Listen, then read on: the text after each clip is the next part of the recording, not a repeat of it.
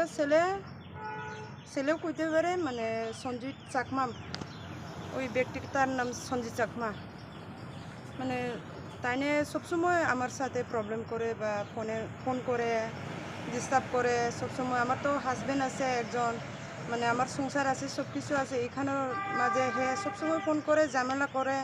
তারপরে আমার বাড়িতেই তো স্বামীর সাথে অনেক প্রবলেম হয়। তারপরে বারবার তো প্রবলেম করে সবসময় আমার এরকম ঝগড়াঝাটি সংসারের দিকিয়া। তাই নামে আমি একটু কেস করতে চাই আনন্দবাজার থানাতে গিয়ে। তার নামটা? তানের নাম সঞ্জিত চাকমা। সে কি আপনারা চিনেনি আগের থেকে?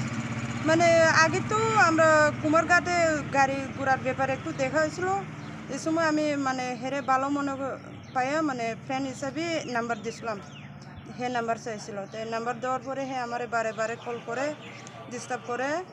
তারপরে তো বাড়িতেও তো আওয়াজ হয়েছিল, বাড়ির কোথায় বা এমন আমি কইছি। আমার তো এখন তো বর্তমানে আনন্দবাজারে আছে, বাচ্চা টাচ্চা পড়ায় বা আমার হাজব্যান্ড আছে, সব কিছু আছে।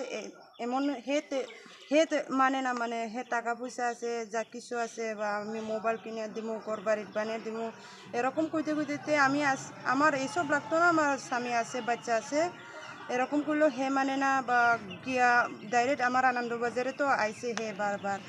তো আমার টানাটানি করে বা লোকের সামনে আমার লজ্জা এইসব দেখায়। তো আমি এইসব লইয়া মানে একটা আপনি কি ন্যায় বিচার পাওয়ার লেগে কেস করতেছেন না? হ্যাঁ হ্যাঁ, আমি ন্যায় বিচার পাওয়ার লাগিয়া আনন্দবাজার থানাতে আমি